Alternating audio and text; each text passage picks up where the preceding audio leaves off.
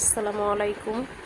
এই যে করলাটা আমি ভিনেগার দিয়ে ধুয়ে নেব। আজকে আমি করলার রেসিপি দেখাবো। করলা তিতে লাগে, অনেকেই খেতে পারেন না, এ কারণে ভিনেগার দিয়ে 10 মিনিট মেখে রেখে তারপরে করলাটাকে ওয়াশ করে নেবেন। করলার সাথে আমি একটু আলু এবং গাজর দিয়ে দেব সৌন্দর্যের জন্য, আবার খেতেও মজা লাগে। এই যে তেল দিয়ে দিলাম, পেঁয়াজ আর একটু রসুন কুচি, সাথে কাঁচামরিচ দিয়ে দিলাম। আমি পেঁয়াজটাকে হালকা ভাজবো, বেশি ভাজবো না, যেহেতু করলার সাথে এটা ভাজা ভাজা হবে। তখন এখন বেশি ভাজলে পরে তিতে লাগবে, এ কারণে এখন আমি এই যে একটু লবণ দিয়ে দিলাম, একটু হলুদের গুঁড়ো দিয়ে দিলাম।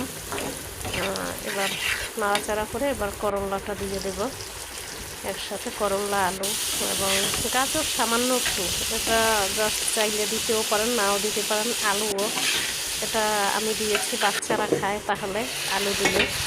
এই যে দিয়ে পরে 5 মিনিট ঢেকে রেখেছিলাম, 5 মিনিট পরে উঠিয়ে করলাম। আমি কিন্তু আর ঢাকবো না, বেশি ঢাকলে এটা কালারটা নষ্ট হয়ে যাবে। এই কারণে প্রথম শুধু 5 মিনিটই আমি ঢেকে দেই করলা, এরপরে আর ঢাকি না। এরপর শুধু অনবরতে মাঝারি আঁচের জালে রান্না করতে থাকি, একটু পরে পরে একটু নাড়াচাড়া করতে থাকি। এই আর কি। আমার চ্যানেলটা যদি আপনাদের ভালো লেগে থাকে প্লিজ সাবস্ক্রাইব করবেন, শেয়ার করবেন, লাইক দেবেন। আমি চ্যানেলে নতুন আসছি এই আর কি। যাই হোক, করলাটা আমার এই যে হালকা হালকা দাগ লেগে আসছে। আমার করলার কিন্তু কালার চেঞ্জ হয়নি, দেখেছেন সবুজই আছে, কিন্তু করলাটার কালারটা কিন্তু সুন্দরই আছে। করলা অন্যরকম অনেকে ভাজি করলে বলে যে করলাটা কালারটা নষ্ট হয়ে যায়। আমার করলার কালারটা একদম পারফেক্ট আছে।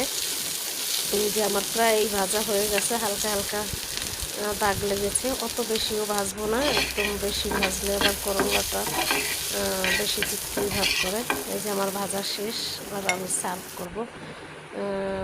আলহামদুলিল্লাহ, সবাই দোয়া করবেন। আল্লাহ হাফেজ।